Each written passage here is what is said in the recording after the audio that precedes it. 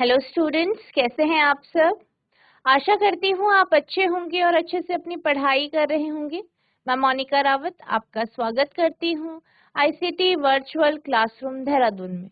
बच्चों, आज हम क्लास 12th का जो आपका सब्जेक्ट है फिजिक्स, उसका chapter electric charges and field को कंटिन्यू करेंगे। तो बच्चों, पिछले लेक्चर में हमने ये देखा था कि आवेश क्या होता है। हमने आवेश किस तरीके से जो है किसी भी वस्तु में उत्पन्न किया जाता है ये देखा था। आज हम कूलम लॉ या कूलम नियम पढ़ेंगे। तो बच्चों, अब हम चलते हैं अपने स्मार्ट बोर्ड की तरफ। तो हमारा आज का पहला टॉपिक है कूलम्स लॉ या कूलम का नियम। तो अगर हम कूलम के नियम की बात करें तो कूलम का नियम हमें ये बताता है कि आप फोर्स को या बल को किस तरीके से कैलकुलेट कर सकते हैं। हम ये जानते हैं या हमने ये पढ़ा है कि जो आपके चार्ज होते हैं यानी जो आवेश होते हैं वो हम रगड़ के रबिंग के थ्रू उत्पन्न करते हैं। ये हमने डिस्कस किया था और किस तरीके से इसे उत्पन्न किया जाता है ये भी हमने देखा था। इसके साथ हमने ये भी देखा था कि जब भी आप दो सजातीय आवेशों को पास लाते यानी दो लाइक चार्जेस को आसपास लेके आते हैं तो आपने क्या देखा था, आपने ये देखा था कि ये क्या करते हैं, एक दूसरे को रिपेल करते हैं यानी एक दूसरे से दूर भागते हैं या विकर्षण करते हैं।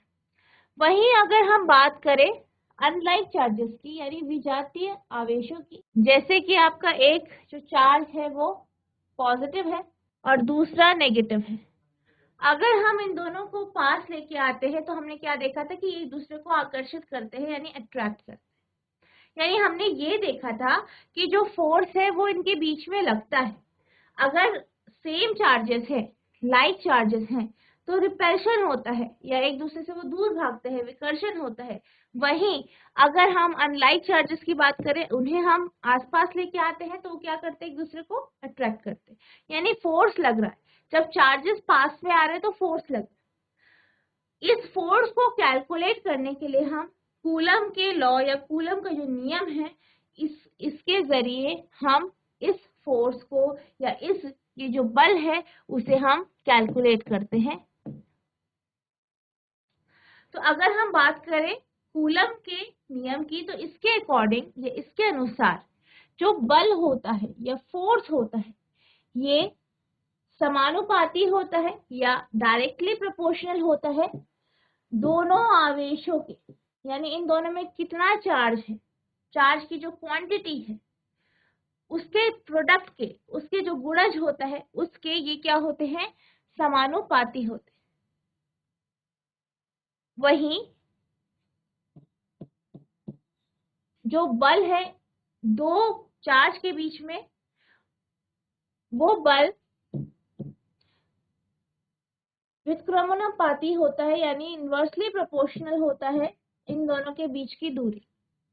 यानी अगर हम बात करें दो चार्जेस की, जैसे कि यहाँ पे आप देख सकते हैं Q1 और Q2, और इन दोनों के बीच की जो दूरी अगर हम लें, हमारे पास दो चार्ज है Q1 और Q2 चार्ज, ठीक है। दोनों चार्ज क्या है, Q1 और Q2 है। इन दोनों के बीच की दूरी अगर R है तो जो इन दोनों के बीच में बल लगेगा, फोर्स लगेगा, वो डायरेक्टली प्रोपोर्शनल होगा इन दोनों के चार्ज के प्रोडक्ट के और इनवर्सली प्रोपोर्शनल होगा इन दोनों के बीच जो दूरी है उसके स्क्वायर, ठीक है। अब अगर हम इन दोनों इक्वेशन को कंबाइन करें तो आपके पास F हो जाता है डायरेक्टली प्रोपोर्शनल या समानुपाती हो जाता है Q1 Q2 upon R square के। अब अगर हम इस प्रोपोर्शनैलिटी के साइन को हटाएं तो हमारे पास कांस्टेंट आ जाएगा K। तो आपका जो फॉर्मूला है कूलम्स लॉ का वो कुछ इस तरीके से बन जाए। Coulomb measured the force between 2 point charges and found that it varies inversely as square of distance between charges and was directly proportional to the product of magnitude of the two charges and act along the line joining the two charges. यानी जब भी हम बात करते हैं coulomb के नियम की, तो कूलम ने क्या किया, कूलम ने मेजर किया, गणना की कि फोर्स की, दो पॉइंट चार्जेस है, दो जो है, दो क्या है, दो बिंदु आवेश है, उनके बीच में कितना फोर्स या कितना बल लग रहा है, इसकी उसने गणना की। और उसने क्या देखा, उसने ये देखा कि इन दो आवेशों के बीच की जो दूरी है उसके जो है इनवर्सली प्रोपोर्शनल, उसके स्क्वायर के इनवर्सली प्रोपोर्शनल जो है वो आपका बल या फोर्स होता है जो इनके बीच में लग रहा है, और जो आपका फोर्स है इनके बीच में वो डायरेक्टली प्रोपोर्शनल या समानुपाती होता है इन दोनों आवेशों के मैग्नीट्यूड के प्रोडक्ट। और ये जो फोर्स लगता है ये उस लाइन में लगता है जो इन दोनों चार्ज या दोनों आवेशों को जोड़ती है। Thus, if 2 point charges Q1 and Q2 are separated by a distance r in vacuum, the magnitude of force F between them is given by। तो अगर हम बात करें, हमारे पास दो चार्ज है Q1 और Q2 और उनके बीच में जो दूरी है वो r है, तो और ये किस में है, वैक्यूम में है, किस में है, वैक्यूम में है, निर्वात में है। तो जो फोर्स होगा, जो बल होगा इन दो चार्जों के बीच में वो आपका इस तरीके से होगा, F बराबर K Q1 Q2 upon R square, जैसे कि हमने अभी निकाला, आप देख सकते हैं, जहाँ पे K क्या है, 1/4 पाई एप्सिलॉन नॉट। कूलम ने दो बिंदु आवेशों के बीच लगे बल की माप और यहाँ पाया कि यह बल दोनों आवेशों के परिमाणों के गुणनफल के अनुक्रमानुपाती तथा उनके बीच की दूरी के वर्ग के व्युत्क्रमानुपाती है, तथा यह दोनों आवेशों को मिलाने वाली रेखा के अनुदिश कार्य करता है। इस प्रकार यदि दो बिंदु आवेशों Q1 और तथा Q2 के बीच निर्वात में पृथक्कन R है तो इसके बीच लगे बल F का परिमाण है, F equals to K Q1 Q2 upon R square. अब आप यहाँ पे देख सकते हैं, हमने यहाँ पे मॉड लगाया है। मॉड का अर्थ ये है कि जो इन दोनों का प्रोडक्ट होगा वो ना नेगेटिव होगा, मतलब इसमें कोई भी नेगेटिव साइन नहीं होगा, आप इसे पॉजिटिव ही लेंगे। अब अगर हम बात करें कूलम के लॉ की, तो कूलम के लॉ को हम लिख सकते हैं K की वैल्यू लगा के F बराबर 1/4 pi epsilon not Q1 Q2 upon R। अब अगर हम बात करें यहाँ पे एप्सिलॉन नॉट की, तो एप्सिलॉन नॉट को हम परमिटिविटी ऑफ फ्री स्पेस कहते हैं, यानी मुक्त आकाश या निर्वात की विद्युतशीलता या परावैद्युतांक हम इसे कहते हैं। और इसकी जो वैल्यू होती है वो 8.8 इंटू 10⁻12 8.854 इंटू 10⁻12 कूलम स्क्वायर पर न्यूटन पर मीटर स्क्वायर। ठीक है, ये इसकी क्या होती है, वैल्यू होती है।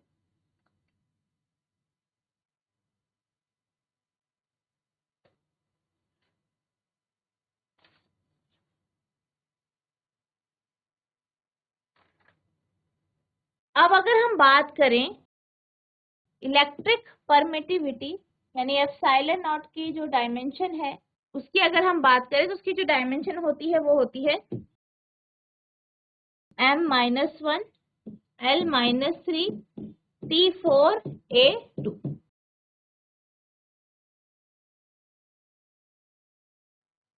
अब हमने यहाँ पे K की बात की थी, ठीक है, K को हम इलेक्ट्रोस्टैटिक फोर्स कांस्टेंट कहते हैं।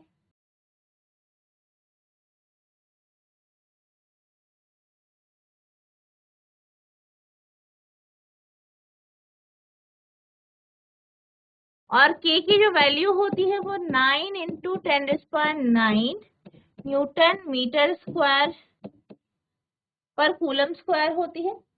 तो ये K की आपकी वैल्यू।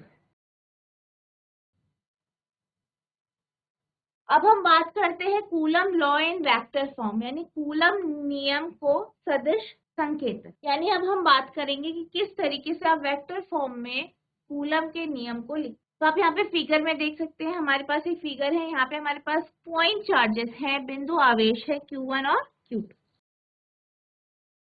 अब आप यहाँ पे देख सकते हैं, अभी तक जो हमने कूलम लॉ की बात करी वो सिर्फ आपको मैग्नीट्यूड देगा। यहाँ पे हम इसे वेक्टर फॉर्म में देख रहे हैं, यानी हम इसमें डायरेक्शन को भी इंक्लूड कर रहे हैं, दिशा को भी ले रहे हैं। तो हमारे पास Q1 और Q2 चार्जेस है जो ओरिजिन से R1 और R2 की दूरी पे हैं, और ये आपस में जो है एक दूरी पे स्थित है। अब आप यहाँ पे देख सकते हैं, हमने दोनों चार्ज को, दोनों जो आवेश हैं उन्हें सेम चार्ज लिया है, यानी जो है सजातीय आवेश हमने लिए हैं, लाइक चार्जेस लिए हैं। तो आप ये जानते हैं कि जो लाइक चार्जेस होते हैं या जो सजातीय आवेश होते हैं वो क्या करते हैं, एक दूसरे को रिपेल करते हैं, एक दूसरे से दूर भागते हैं, एक दूसरे को रिपेल करते हैं, ये हम जानते हैं। तो आप देख सकते हैं इन पे फोर्स लग रहा है F12 और F2। अब हम क्या बोल रहे हैं, हम इन दोनों के बीच की दूरी की बात कर रहे हैं। तो इन दोनों के बीच की दूरी को हमने R21 लिया है, जो कि बराबर है R2 माइनस R1 के। ठीक है। अब अगर हम फोर्स की बात करें, कूलम लॉ से हम क्या जानते हैं, F बराबर Q1 Q2 अपॉन R² होता है, या आप इस तरीके से भी लिख सकते हैं, F equals to Q1 Q2 upon R²। अब आप यहाँ पे देख सकते हैं जो R1 है वो आपका OA है और R2 जो है वो आपका OB है। अगर हम दूरी लेते हैं AB, तो AB जो होगा वो R12 होगा, जो कि R2 माइनस R1 होगा। अगर हम दूरी लेते हैं वेक्टर Q2 से Q1 की, तो ये आपकी BA होगा, और BA बराबर है R21 या R1 माइनस R2। ठीक है, इसे हम इक्वेशन 2 मान लेते हैं। अब R12 जो वेक्टर है वो R12 के बराबर है, और R21 वेक्टर जो है वो R21 के बराबर। इसी तरीके से R21 की अगर हम डायरेक्शन देखें, तो ये बराबर होगी R21 vector R21 upon R21, और इसी तरीके से R12 कैप की अगर हम डायरेक्शन देखें, तो ये R12 अपॉन R12 हो जाए। अब हम बात करते हैं फोर्स की, यानी बल, यानी हम बात करें फोर्स 1-2 की। इसका मतलब है कि जो बल लगाया गया Q से Q1 पे Q2 की वजह से,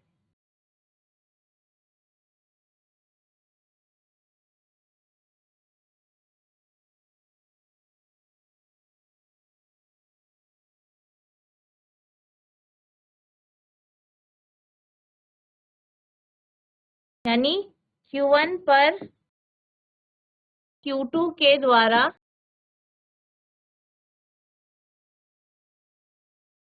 लगने वाला बल।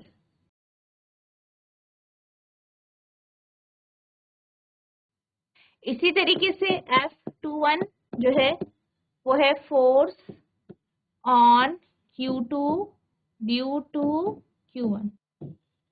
Q2 पर Q1 द्वारा लगने वाला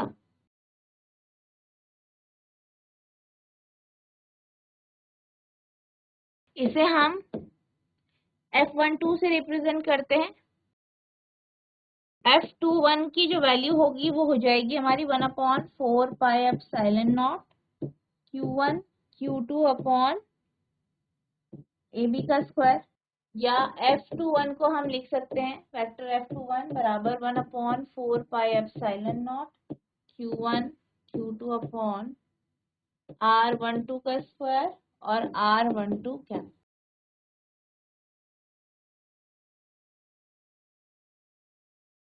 अब हम R12 कैप को जो है लिखेंगे, जैसे कि अभी हमने डिस्कस किया था उसी तरीके से हमें यहाँ पे इसकी वैल्यू रख देनी है। तो ये आपके पास जाएगी R12 vector R12 upon R12।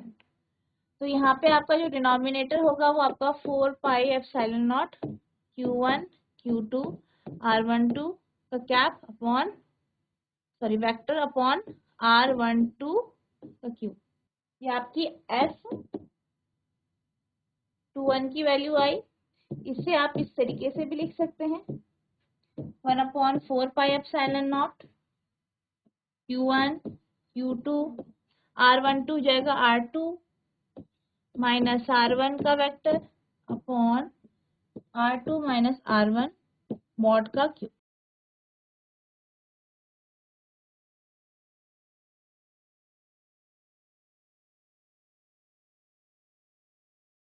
अब अगर दोनों के दोनों जो चार्ज हैं वो सेम होते हैं, यानी दोनों का साइन अगर सेम है Q1 और Q2 का, तो हम ये जानते हैं कि ये आपस में एक दूसरे को रिपेल करेंगे, यानी Q1 Q2 जो होगा इनका जो गुणज या प्रोडक्ट होगा वो ग्रेटर देन 0 होगा। तो अगर यानी if Q1 Q2 are of same size,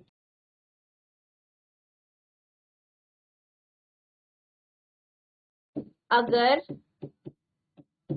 Q1 और Q2 सजातीय आवेश हैं तो Q1 Q2 greater than 0 या F21 is along R12। यानी अगर हम बात करें इस केस में जो फोर्स होगा वो R12 के अलोंग होगा, यानी R12 पे होगा या इस दिशा में होगा, R12 की दिशा पे होगा या R12 के हिसाब से होगा। If Q1 and Q2 are of opposite sign, अगर Q1 और Q2 विजातीय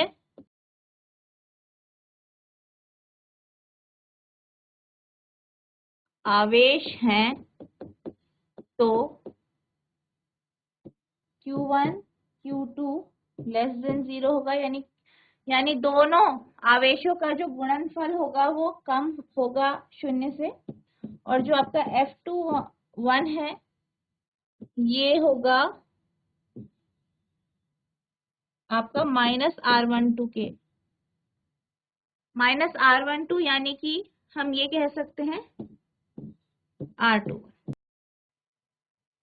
जैसे कि आप यहाँ पे देख सकते हैं फिगर में, ये आपका Q1 चार्ज और Q2 चार्ज है और दोनों कैसे हैं, सेम नहीं है, अलग अलग है, विजातीय है। तो ये एक दूसरे को अट्रैक्ट करेंगे, एक दूसरे को अपनी तरफ खींचेंगे, तो इस कारण यहाँ पे Q1 Q2 जो है वो कम हो जाएगा 0 के। तो हमारी जो इक्वेशन है वो बन जाएगी F12 बराबर 1/4 pi epsilon not Q1 Q2 upon R12 का square into R21 cap. R21 cap क्यों ली है हमने, क्योंकि ये इस दिशा पे जो है, इसकी जो दिशा है वो आपकी R21 है, और इसको आप लिख सकते हैं -F21 भी।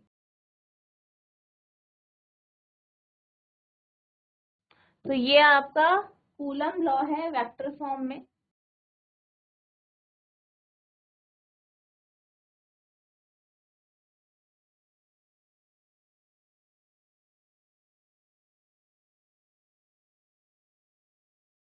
अब आपका अगला प्रश्न है, ये आपका एक्सरसाइज क्वेश्चन है, Coulomb's law law of electrostatic force between two point charges and Newton's law of gravitational force between two stationary point masses both have inverse square dependence on the distance between the charges and the masses. दो विद्युत आवेशों के बीच स्थिर वैद्युत बल के लिए coulomb नियम तथा दो स्थिर बिंदु द्रव्यमानों के बीच गुरुत्वाकर्षण बल के लिए न्यूटन का नियम दोनों में ही बल आवेशों द्रव्यमानों के बीच की दूरी के वर्ग के व्युत्क्रमानुपाती होता है। यानी दो आवेश हैं, उनके बीच में जो इलेक्ट्रोस्टैटिक फोर्स लग रहा है, ठीक है, इन दो पॉइंट चार्जेस के बीच में, और जो आपका न्यूटन का लॉ है, न्यूटन के लॉ के अकॉर्डिंग जो ग्रेविटेशनल फोर्स लग रहा है इनके बीच में, वो कैसा है, वो इनवर्सली प्रोपोर्शनल है या फिर इनवर्सली वो इन दोनों के बीच की जो दूरी है उसके ऊपर निर्भर करता है। Compare the strength of these forces by determining the ratio of their magnitude. इन दोनों बलों के परिमाण ज्ञात करके इनकी प्रबलताओं की तुलना की जाए। पहला है for an electron and a proton, एक इलेक्ट्रॉन और एक प्रोटॉन के लिए, ठीक है। नेक्स्ट है फॉर टू प्रोटॉन, दो प्रोटॉनों के लिए। Be estimate the acceleration of electron and protons due to electrical force of their mutual attraction when they are 1 angstrom apart. और आपको ये बताना है कि इलेक्ट्रॉन तथा प्रोटॉन में पारस्परिक आकर्षण के वैद्युत बल के कारण इलेक्ट्रॉन तथा प्रोटॉन के त्वरण आकलित कीजिए जबकि इसके बीच की दूरी 1 एंगस्ट्रॉम है, और 1 एंगस्ट्रॉम की जो दूरी है वो है 10⁻⁻10 मीटर। यहाँ पे आपको MP यानी प्रोटॉन का द्रव्यमान दिया गया है 1.67 इंटू 10⁻⁻27 kg। इसी तरीके से इलेक्ट्रॉन का द्रव्यमान दिया गया है 9.1 इंटू 10⁻31 kg। तो आपको यहाँ पे जो है इलेक्ट्रॉन का मास, प्रोटॉन का मास दिया है, यानी इलेक्ट्रॉन और प्रोटॉन का द्रव्यमान दिया है, ठीक है। तो आपको ये जो है क्वेश्चन दिया गया है, इसको आपको क्या करना है, सॉल्व करना है, और आप इस क्वेश्चन को होमवर्क से करके आएंगे। आपको इसको होमवर्क से करके लाना है।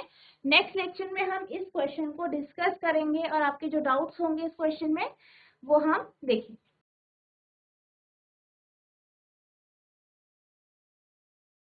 तो बच्चों आज हमने कूलम का नियम डिस्कस किया, कूलम लॉ देखा, और कूलम लॉ हमने वेक्टर फॉर्म में भी देखा। आई होप आपको ये दोनों टॉपिक अच्छे से समझ में आए होंगे। आपके साथ मैंने क्वेश्चन डिस्कस किया है, इसको आपको होमवर्क से करके आना है, और नेक्स्ट सेशन में हम इसको डिस्कस करेंगे, और आपकी कोई भी अगर क्वेरी होती है, कोई भी क्वेश्चन होता है, आप नेक्स्ट सेशन में आप पूछ सकते हैं। तो बच्चों आज के लिए बस इतना ही, मिलते हैं अब नेक्स्ट सेशन में। तब तक के लिए thank you and have a nice day.